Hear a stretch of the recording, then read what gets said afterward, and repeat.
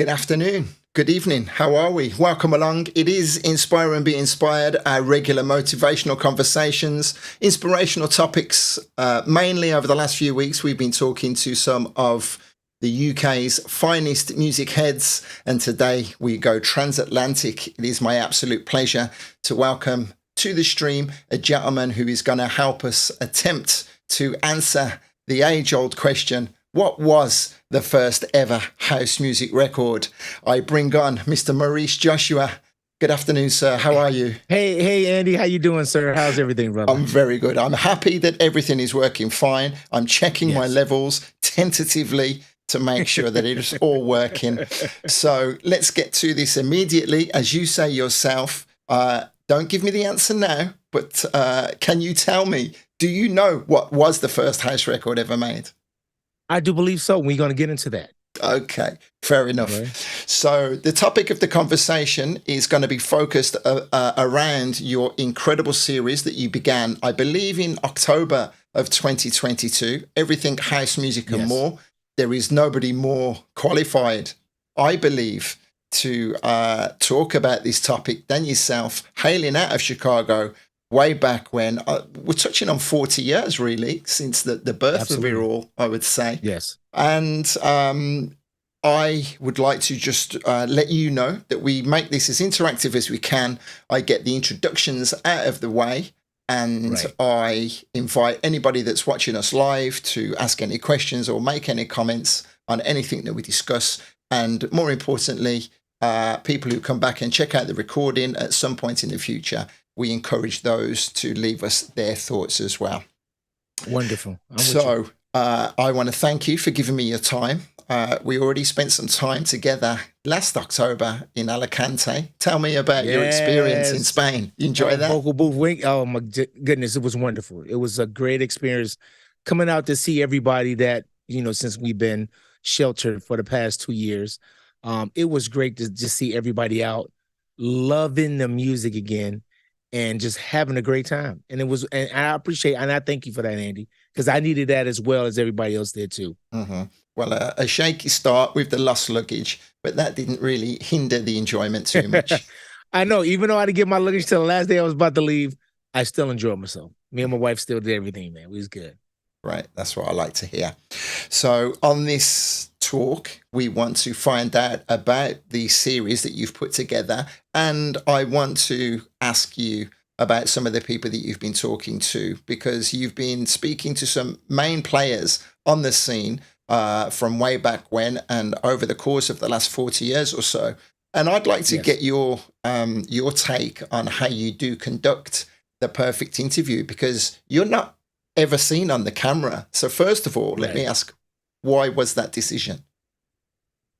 It was my first intention, seriously, to be on camera with the person. But, I watch when I'm traveling and I'm studying, I watch so much, interviews and videos on the hip hop and just say, on the regular massive scene of, interviews.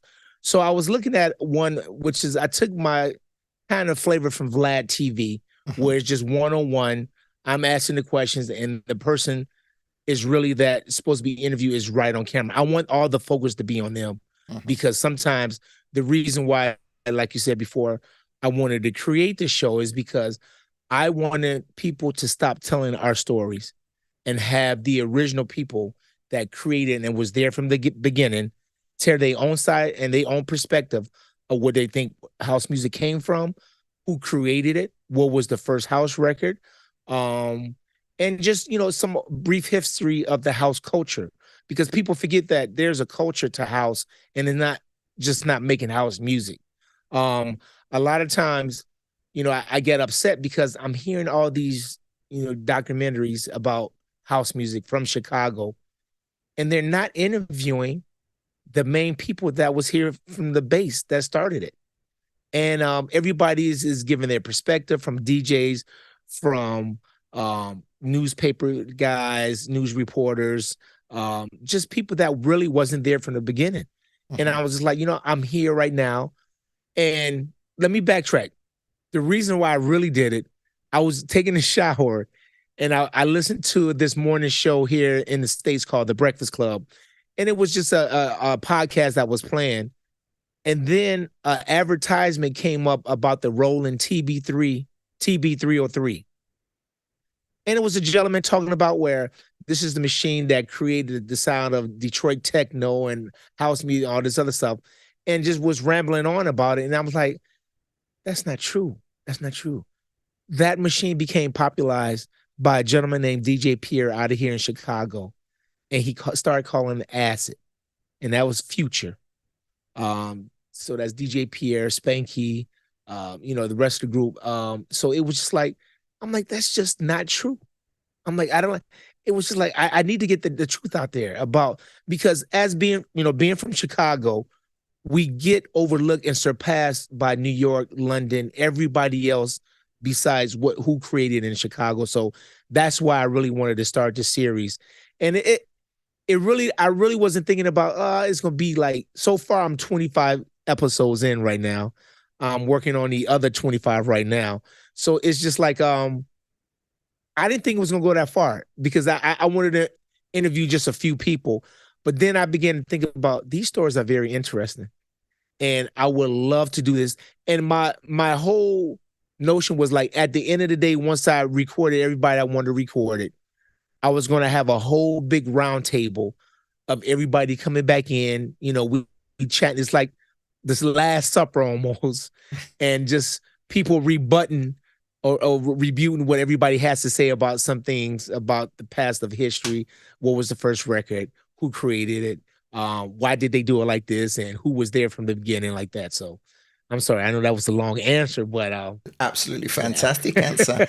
Along the way, there have been, and the beauty of it is you're talking to people who you go way back with. You have that connection with them. You can ask certain questions, and you can pull them up as well on certain answers they give, because you know the facts. And one of the things I have to give you the utmost praise for is, you ask a question, you keep your mouth shut. There'll be the odd interaction from yourself, but you never feel the need to then interact or interject. Well, yeah, because then I did this and I did that. And along the way, I've heard some of the wonderful conversations that you have, that you've been responsible for them, for some of these legends, bringing them through to the game. And you're a very humble person. You never really need to throw that in the forefront, Right. That is where I love.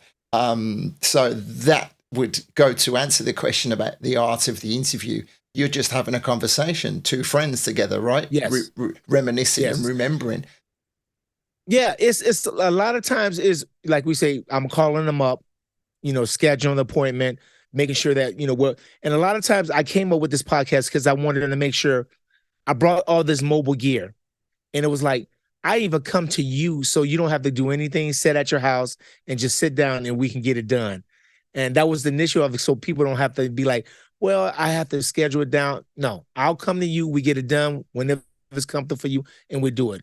So a lot of times I'm learning new things about some things about the history of house too, that, that I didn't even know of. So it is a conversation.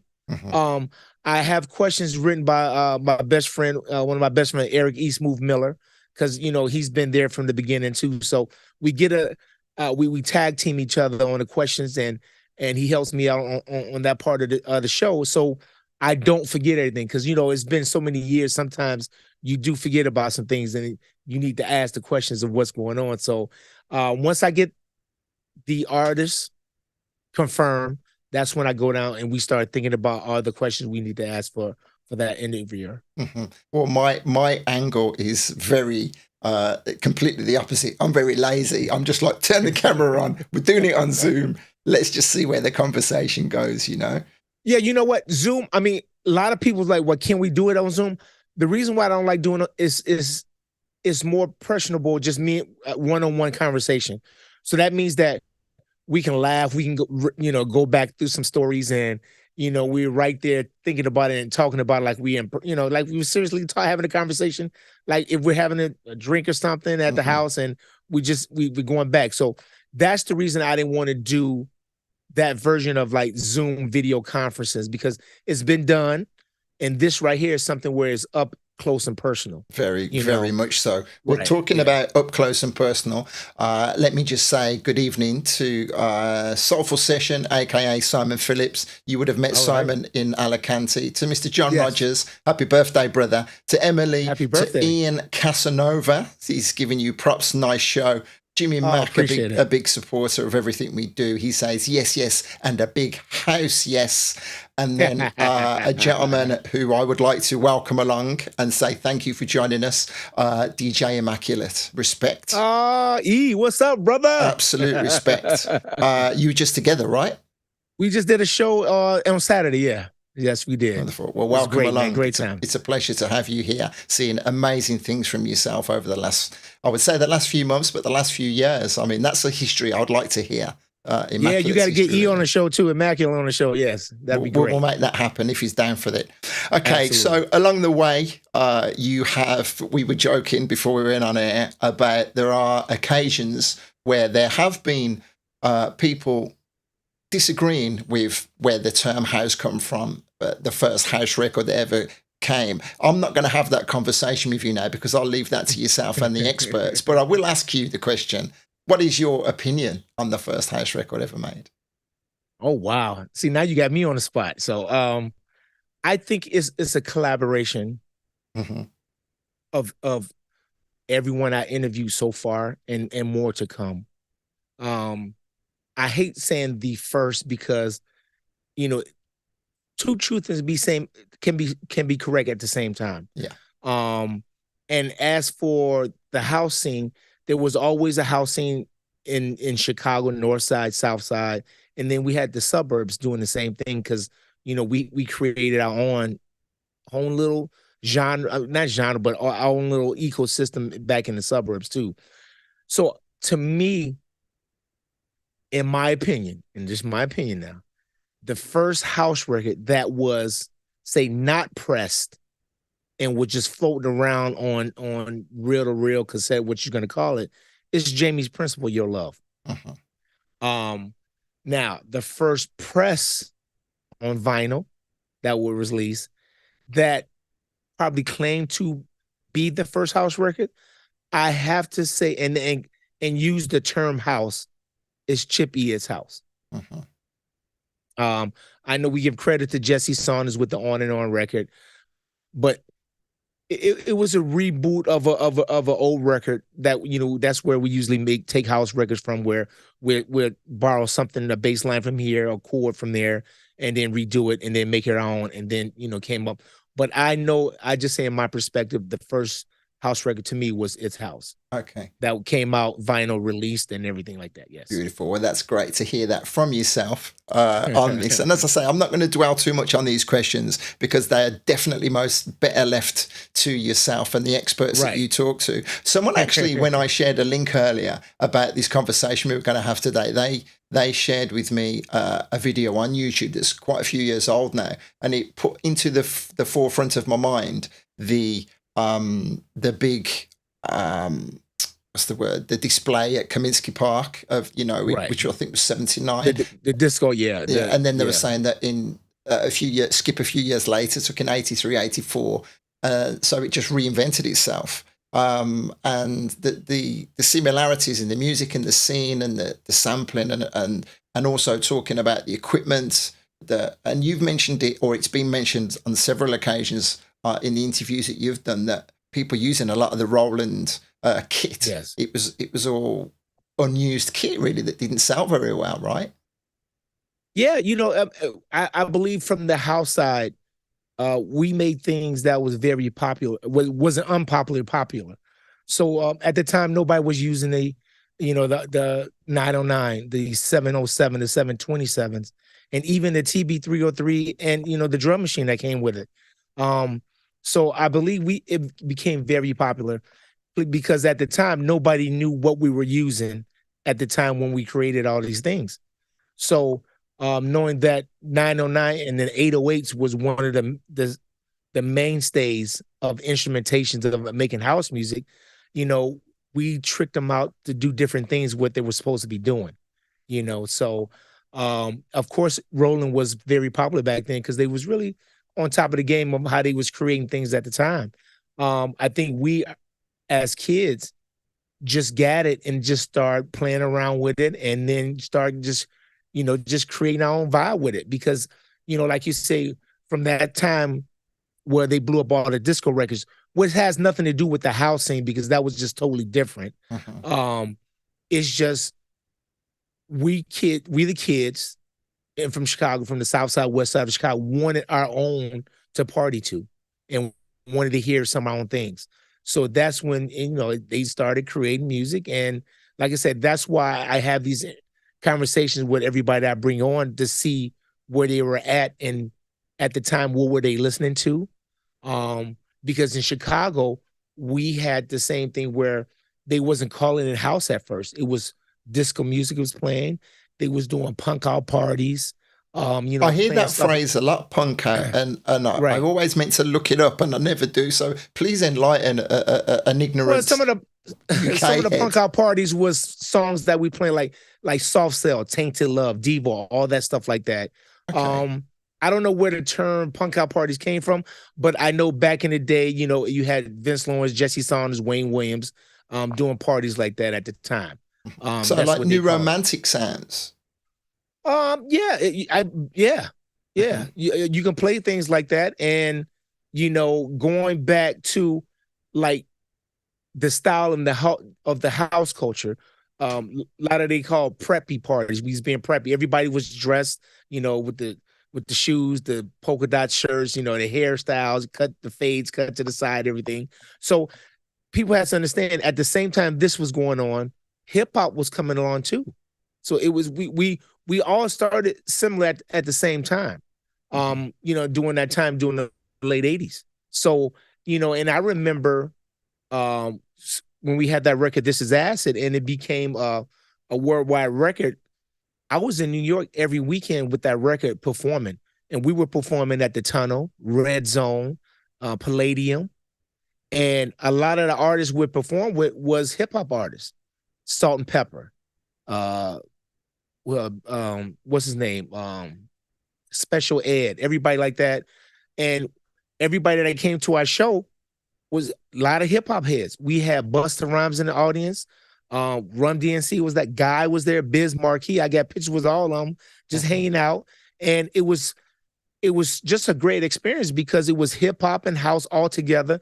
They would have played in the club the same time, and it was just a great movement just to see.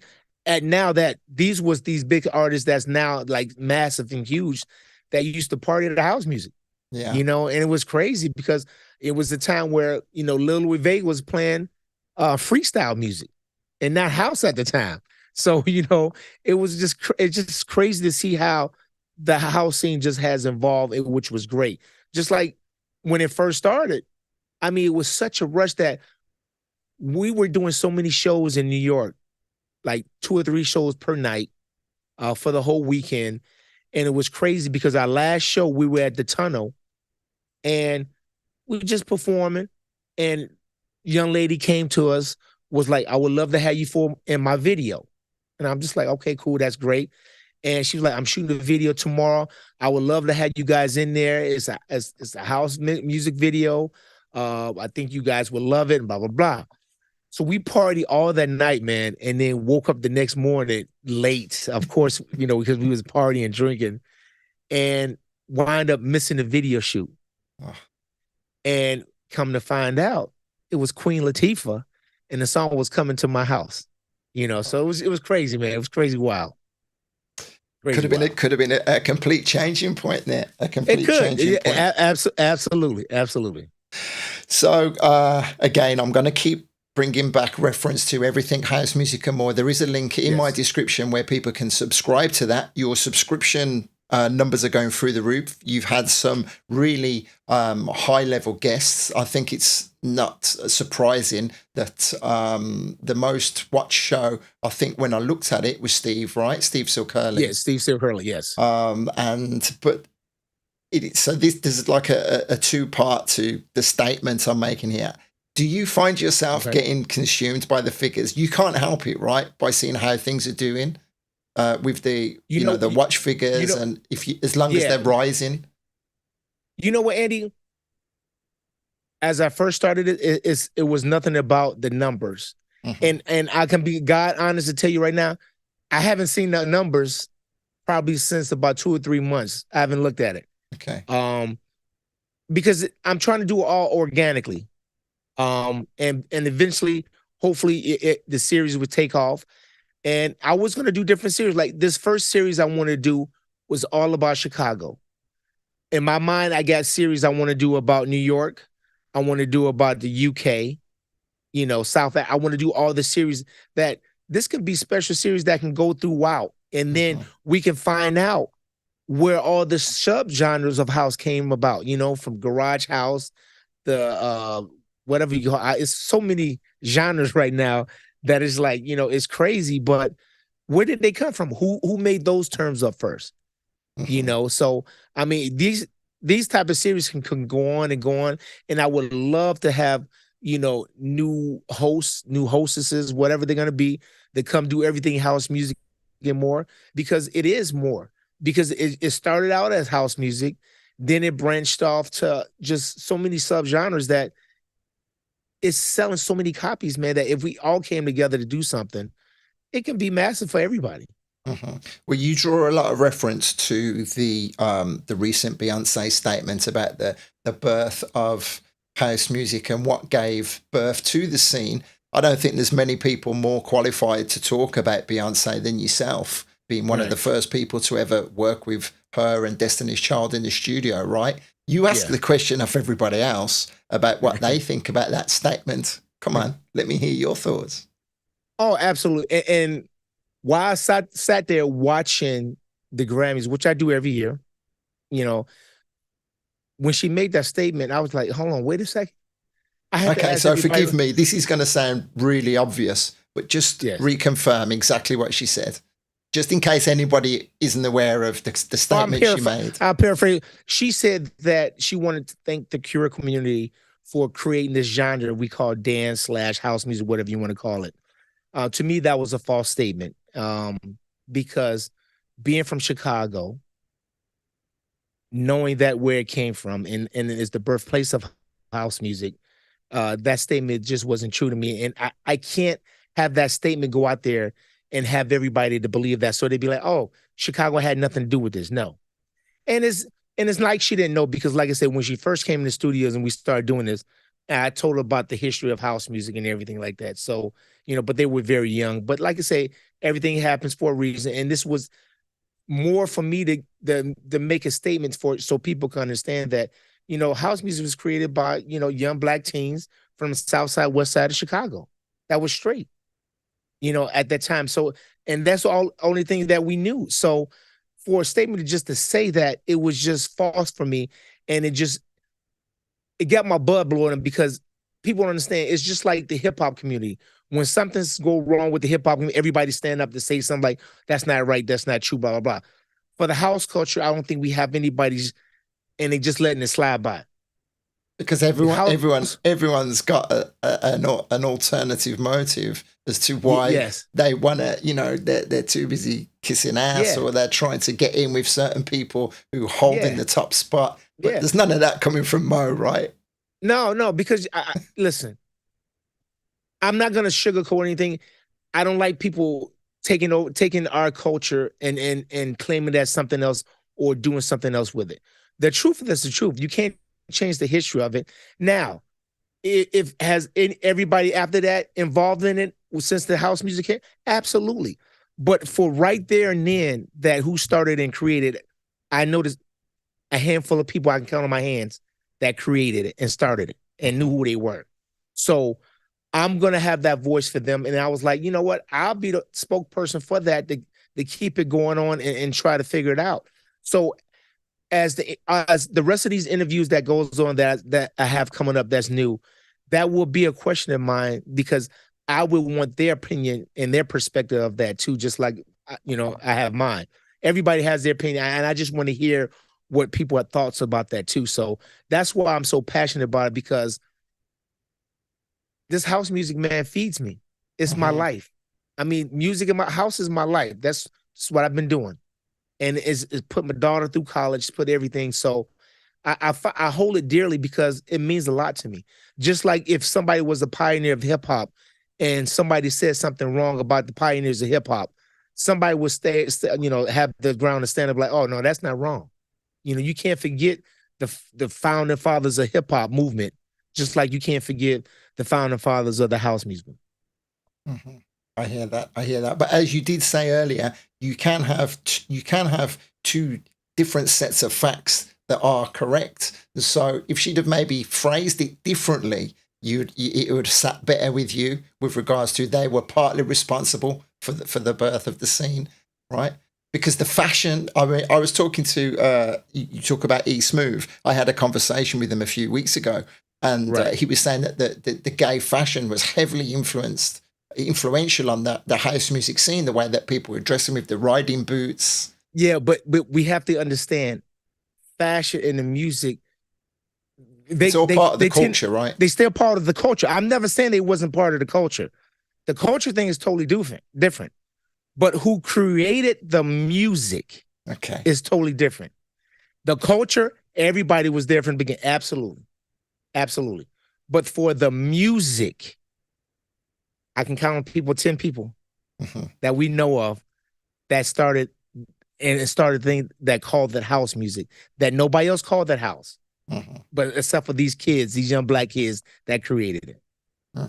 And that is the age-old question. Where does the term house come from? We're not going to get into that. People need to watch many of your episodes because there are quite a few. They can go They can go to Everything House Music and More and look at all 25 episodes right now, and then they can come up with a general synopsis of where they think they came from. Because, like I say, everyone has a perspective, Andy, of where it came from. Like DJ Wayne Williams, he mentioned it that. Well, people was playing inside the house. It was disco, so they didn't call it house music. He was so. I loved his confidence and his arrogance. Isn't the right word, but he was just like, and you were like, "Wow, you're going to get some stick for that." And I remember him saying, "Well, they can say what they like because I was there." Right. And Wayne's a great house historian, I would say, because Wayne was there also. But you get a lot of people saying, "Listen, that's not where it came from. This is where the term came from." So as the future interviews goes on, you would get more adapt to where it's coming from. And then I think if you do that equation, you can do the ratio of like how many answers that said this and said that. Then you can come out generalization and be like, all right, this is where it came from. Okay. So you talk about the amount of interviews that you've done and the ones you're about to do. Have you come across any brick walls where people have just flat out refused to talk to you? I mean, not from animosity, but they just said, nah, it's not for me. Yeah, absolutely. As some people that I know personally that can say something about a certain record, but they just don't want to do it now. Now, do I go back and forth with them? Sometimes I do because I know them. So I'm just like, why don't you want to say anything? Now, it could be because they're hurt. But then I say to them, you can get your true story out now and tell what it is. Sometimes they don't want to do that because they have different motivations. Like they probably want to create something themselves, which I have no problem at all. But I would love to have, like I said, those top 10 people that was there from the beginning, their stories, so we can get it, videoized so people know exactly, so they can come back to like, this person who was one of the pioneers of the house said this, and they mentioned it. But have I run? Absolutely, I run into a brick wall.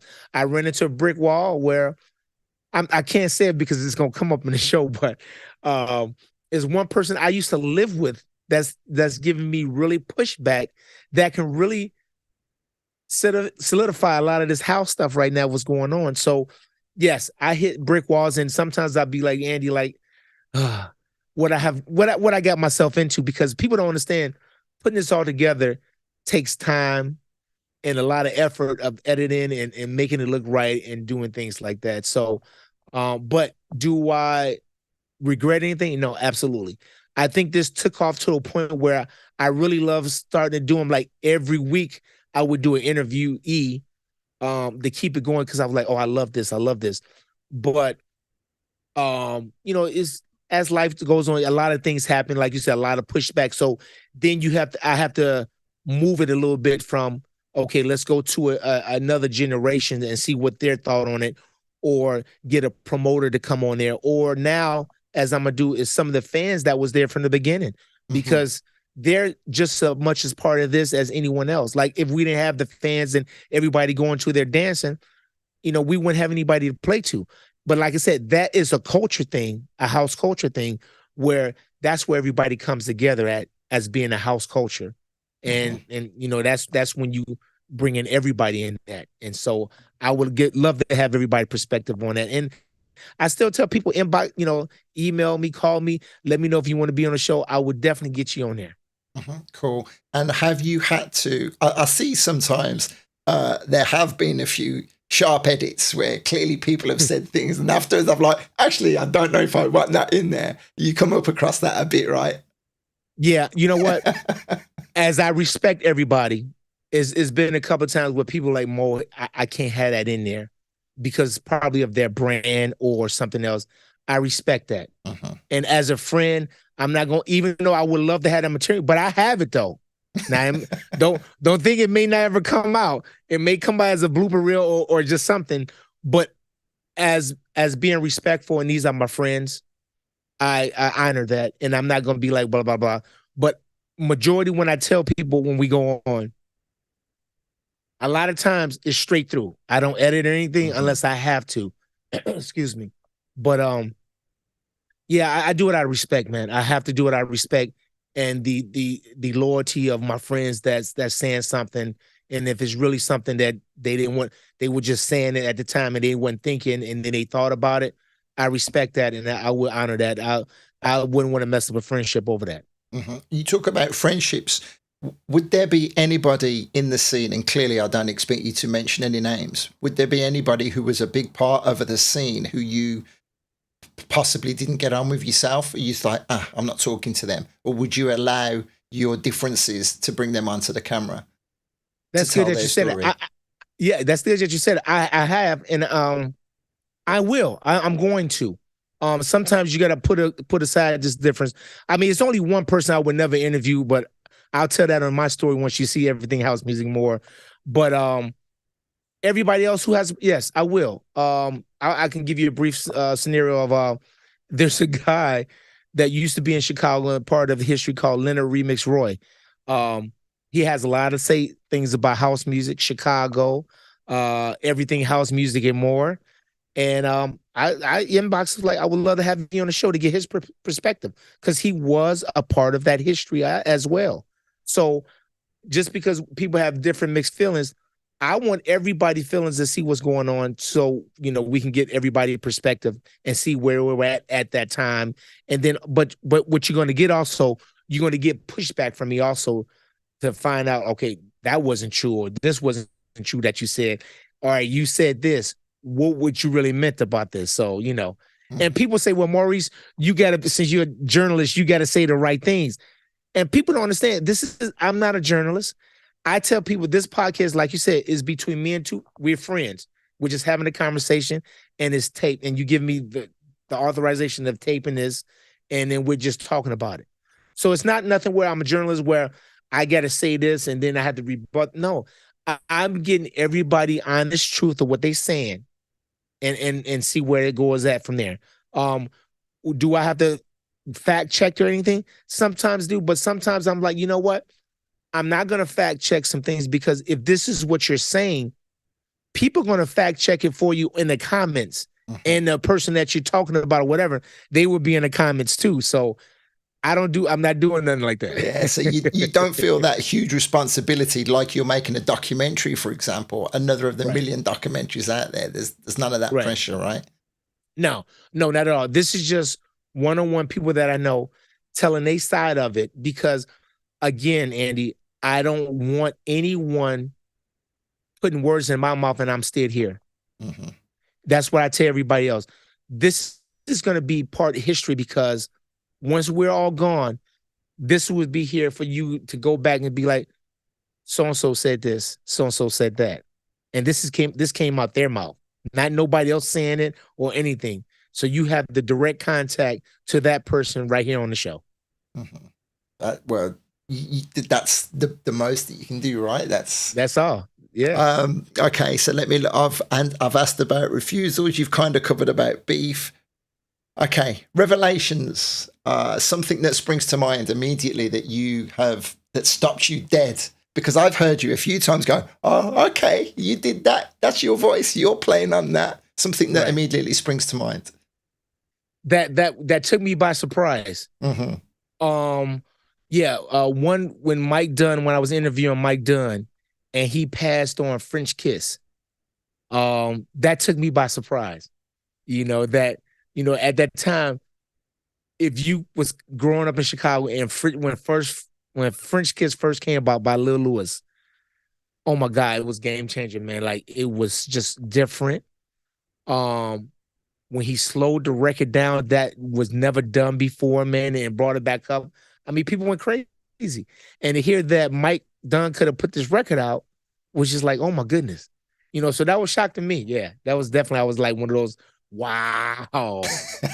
So yes, it was a lot. Those regrets. Well, I mean, Mike's definitely someone that never really went away, but in the last few years, he's really at the top of the tree. And yourself, you're traveling a lot at the moment, as well, enjoying a healthy touring schedule. Are you enjoying being back on the road? We did ask this before, but you know what? I do, man.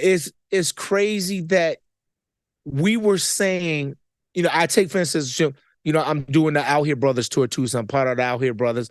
So we doing the 90s blast thing, and we've been going from country to country. And me and Hulu was talking about this not too long ago. Like, we was asking ourselves, like 30 years ago, 20 years ago, did you imagine we'll be doing the house music this long? And we sat on a plane after this, and after we in our 50s, and I was like, we still doing it, man. So it's amazing. I think now, since everyone is older that's doing this, appreciate it more. Because you got some people that's been in this game, man, that even created the genre, and just been pushing it as DJs, whatever, are not here right now, man. And it's just amazing that, that we're still here doing it, breathing it, living it. And you know what? Bringing life and memories to other people right now. That's what I love, is create memories now for the younger generation that comes to these shows, so they can be like, oh my goodness, I saw them perform. They didn't get to see it in a prime time, but they still getting to see us now doing it, which is great. And that's even go for DJing, just making sure everybody's happy and having a good time, man. It's the best thing ever. Doing Vocal Booth Weekender, man, it was such just a relief, because, it's funny. I don't remember you remember this, because you was a little, I want to get that edited version when you talking on it, Andy. Can we please put that out, please? I would love to hear that. So as you was coming to me, you said, Maurice, you don't have to play none of this other bullshit you want to play right now. You can go as doopy as you want to. You don't have to worry. Did I offend you when I said that? No. It's just, you have to understand, Andy, records that I play is because I like them. Mm-hmm. And knowing someone was very popular because they became popular, so I know we like, you ain't got to play that popular shit. I dig what you were saying, because you was telling me, like, Maurice, play what you play. Don't try to play because you think they're gonna like this or anything. And I appreciate that. It was just, but what I love the most, Andy, is you had a freaking blast, man, and to see you dancing and singing was just awesome, man, and great, and just stopping the show and just saying things. I was like, hey, you having a good time, so. Yeah, actually, today is the end of 100-day no alcohol challenge. I've not had any alcohol all through really? the year. Oh, wow. And I think that was the last big blowout that I had at work. No, you did. You came to you apologized, like, Maurice, listen, this was my release. I'm sorry but you know what? It was a great time, Andy. I wasn't upset or anything, because it's about having a good time, man. All your other people that was in there, your fans and everybody who came there was mad at you because they just wanted you to be quiet for me to play.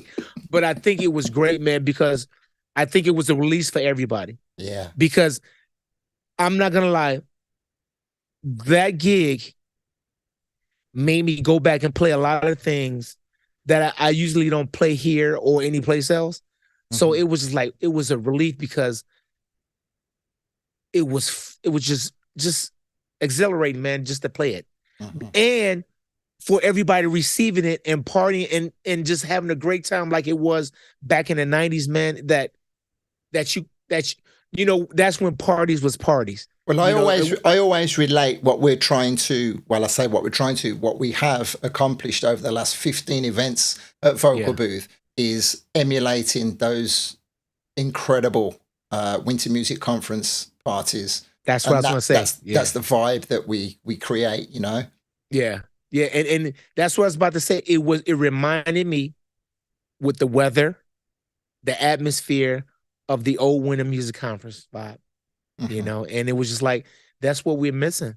We were missing that. And just to see everybody out, man, and having a good time, man, it was just great, man. That's why thank you for having me be a part of that, man. I appreciate that because it helped my soul too, brother. It Good. did. Well, that's beautiful to hear. That is really beautiful to hear. Yeah. So let's get back to the art of the interview. I'm not going to keep you much longer because I know that you're not long back from Detroit. You talked about coming back on the road now and playing out to the younger crowds. I I would assume you're still on that kind of honeymoon period, that the energy of playing to these crowds is still so up there.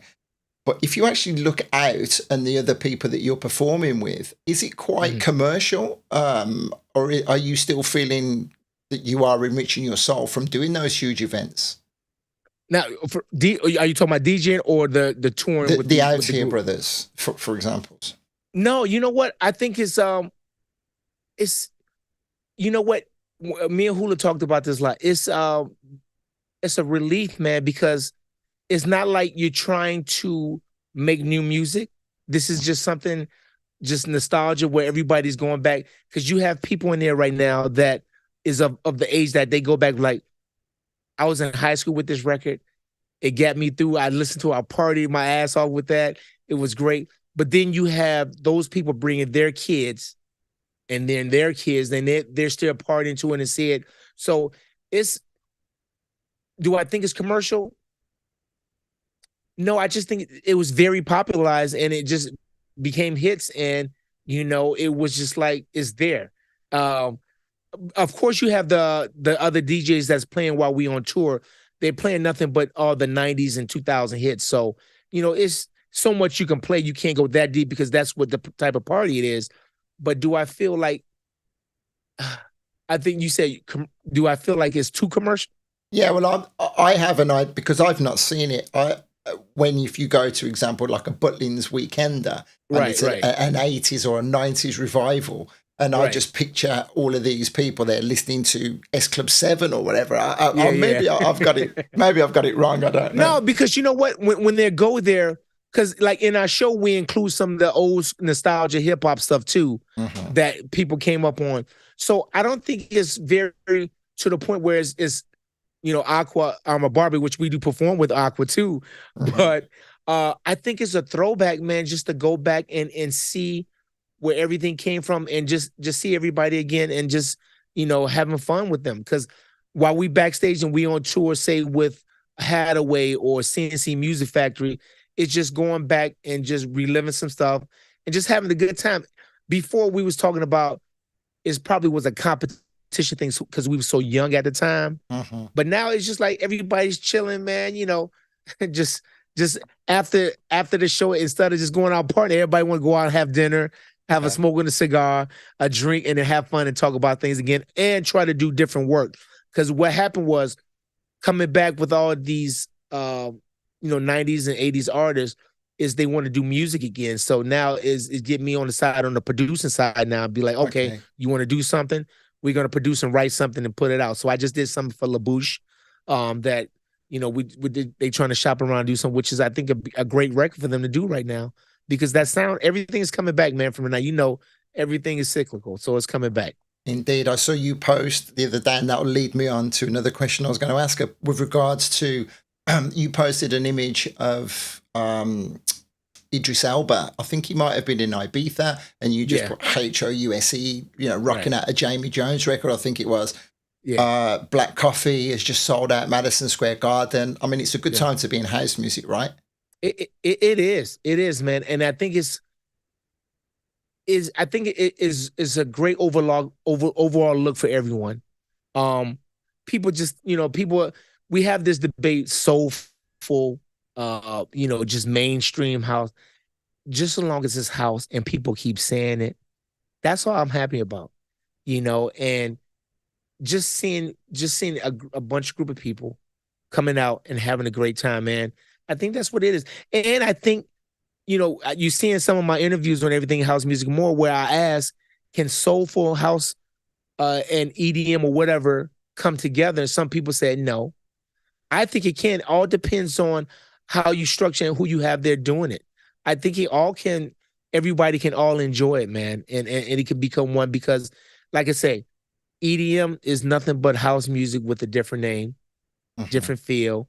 But some of the EDM can be a little soulful, and some of the soulful can be a little hard tech, whatever you want to call it. But can it all live in the one name? Absolutely.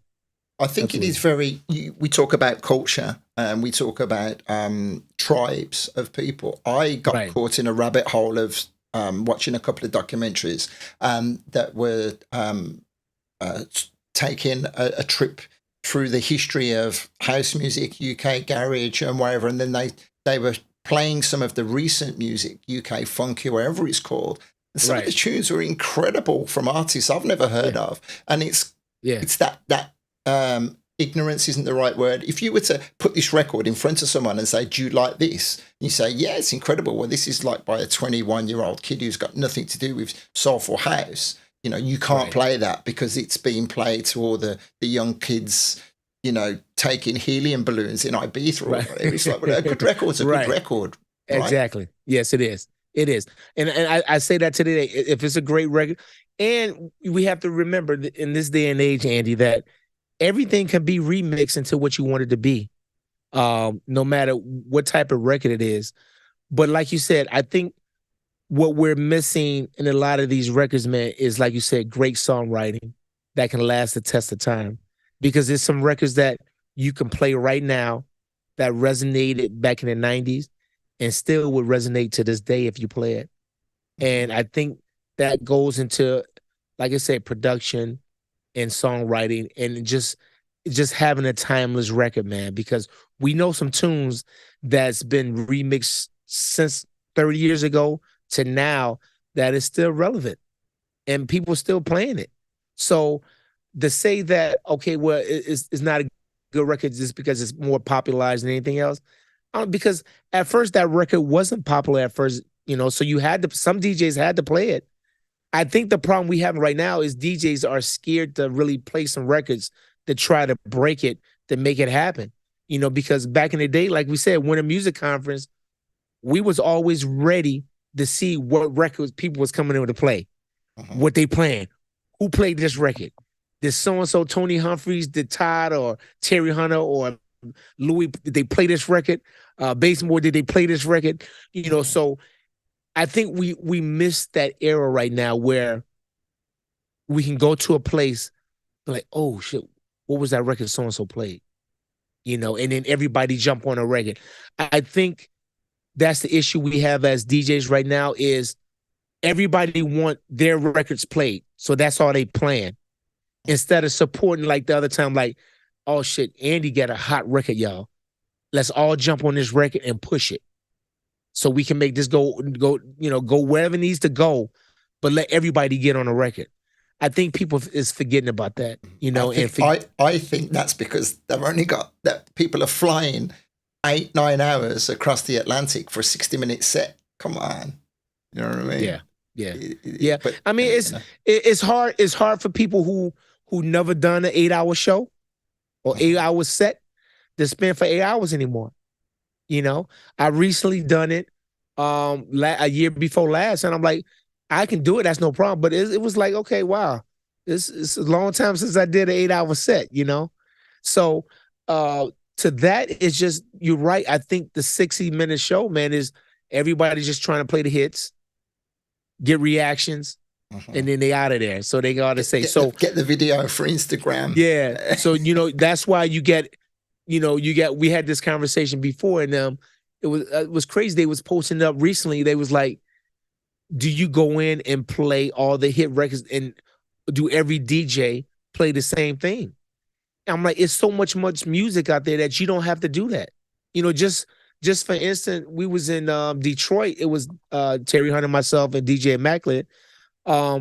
Everybody played different, because I know I could play like Terry because we have the same style, but I know he was coming after. I was like, I'm not going to play anything that I know that he'll play, because I'm going to play something totally different. It's enough music to do that, man. It's enough music in every decade that you can play that some people are not going to play, man. And there's just so much music out there. So much music out there.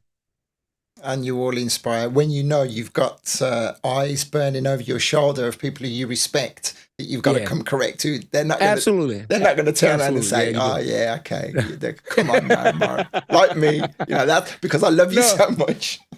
Oh yeah. No, exactly. So yeah, you just got to keep it up, man, and keep doing what you're doing, man. That's all. And it's gonna happen. No problem at all.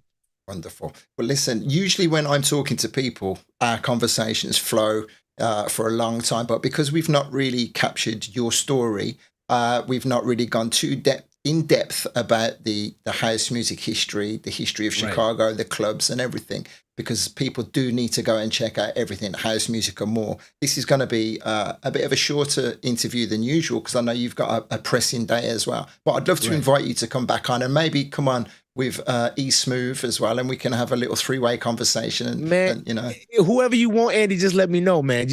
We out here in Chicago. You just set a date, you got it, brother. We do anything, man. I got you, brother. That's what I love. So is there anything else that we need to talk about before I allow you to go on your way? I think I have some releases coming out, man. You guys got to look out and get all my social medias, from Facebook, Instagram, all that stuff.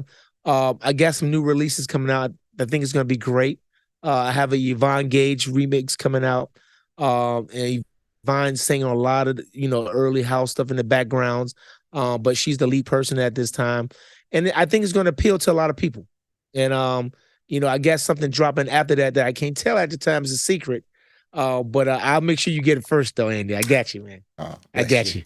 Thank you very much. Well, listen, I'm going to say a few thank yous and goodbyes to the rest of the crew. As soon as I press this button, it's going to unceremoniously kick you off of Zoom. So let me thank you for your time today, brother. I truly appreciate it. Thank you, Andy. I appreciate you, brother. You got anything you want, man, just let me know, brother. I'm going to just call away, man. You got all my numbers. I love that. Take care, man. All right, brother. Peace. Respect. And there we go. As easy as that. I love that. A shorter one this evening because Mo had a few things that he needed to take care of, and I wanted to make sure you go and check out everything house music and more. I want to apologize as well. For some reason, everything was fine before we began, and then as soon as we went live, there was a little bit of a lag, but it didn't really take away from the conversation.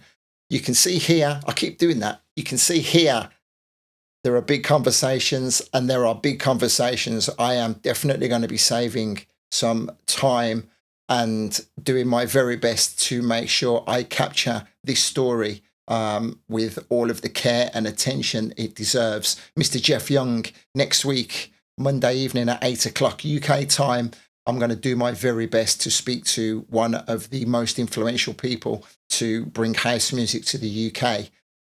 Please be with me live and let Jeff know what an incredible person he is. Let me take a look at the comments. Jeff, thank you for your words throughout, my friend. Simon, Emily, John loved the conversation, and Ian says, nice work, Andy. Thank you very much. It's always quite easy to have such an in-depth conversation with someone as humble and as accommodating as Mr. Joshua. So he makes it look a lot easier than it should be. Right, guys, I am going to leave it there. I'll press this button and I'll say to everybody, thank you very much for your assistance and your eyes and your ears. If you've recently subscribed, you can see yourself on the screen here. And on the right-hand side, we have a list of the Access crew. These are people who support me on a monthly basis. Thank you guys all for your help. And if you need any assistance or advice about anything to do with streaming or graphics, then do get in touch with me. I got ya. See you later, guys. One love.